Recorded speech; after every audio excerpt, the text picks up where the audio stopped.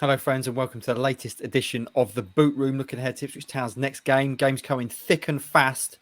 And Stewie, they're not going to get much of a better chance to get the first win at home on the board than against Doncaster, rock bottom Doncaster tomorrow night, the visitors to Portman Road. They've just driven all the way or travelled all the way to Plymouth, lost 2-1. Now they're coming to Suffolk tomorrow night. This surely is a gilt-edged chance for Town to kick their wins off at home tomorrow night. You would think so, wouldn't you? I think feels to me that things are just starting to come together for Ipswich. That gelling process, that one phrase that we've all hated hearing, it is starting to happen for Ipswich. The 1-0 win at Doncaster at Lincoln, backed up with a 1-1 draw against Sheffield Wednesday on Saturday. But it's wins that Ipswich need now. They've got a bit of ground to make up after their slow start. They've got to be beating Doncaster, bottom of the table at home, if they're going to get things going quickly. We'll come on to the team in a minute, but clearly one of the main talking points going into this game is that it's going to be Sam Morsey's league debut. He's a nailed-on starter, you'd imagine, in midfield, pending any injuries we don't know anything about. There's been an audition process over the last few games to be his partner in that midfield too, Stewie. Ahead of the actual team itself, who would you put alongside him in midfield tomorrow?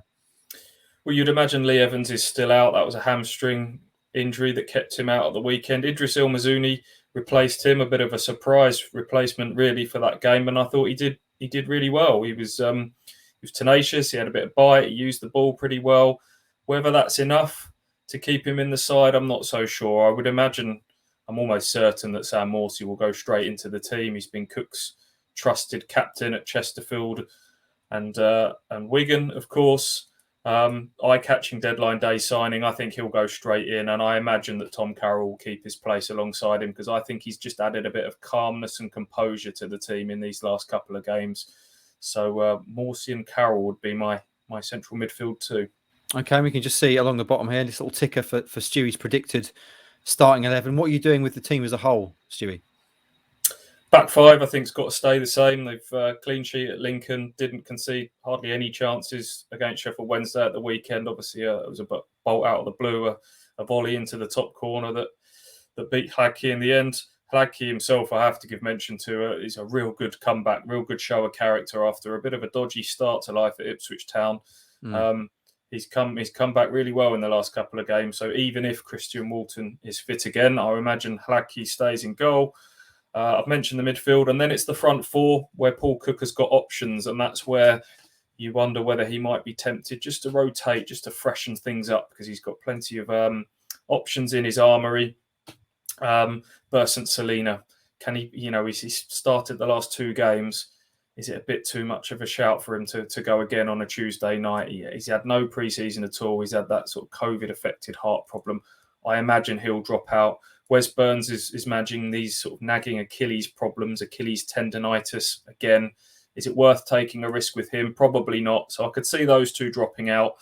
And then that's where you go with the players from there. Connor Chaplin scored. His confidence is going to be sky high. I could see him coming into the team.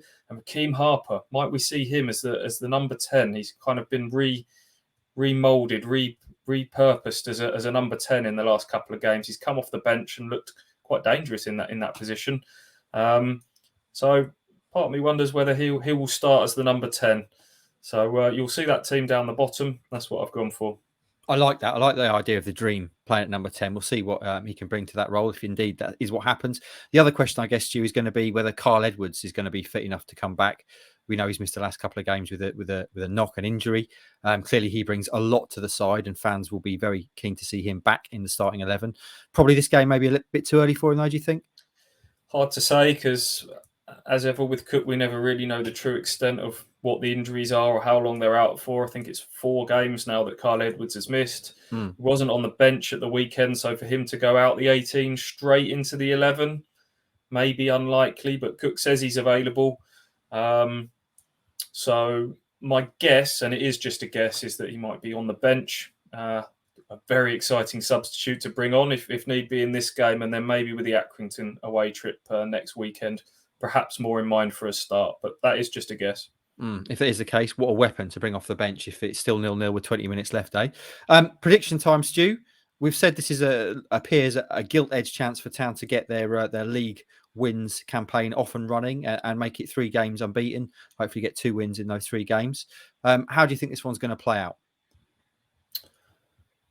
I said right at the very start, this is a game they need to win, they have to win, and I think it's a game they will win. I had Sheffield Wednesday down as a 1-1 draw when I was looking ahead to the next 5 games last week. That's come off, and I had this one down as a 3-0 home win. Lift off.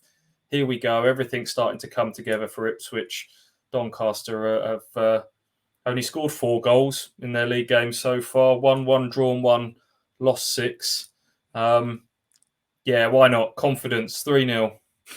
Those stats, I don't know if it's just following Ipswich Town for so long. When you say they've only scored 4 goals, my immediate thought is they're going to score within 5 minutes tomorrow. But anyway, I'm going to go. You say 3-0. I'm going to say 2-0. I think this is, as you say, a brilliant chance for Town to really kick on and get going, really get their season up and running. Fingers crossed we are right.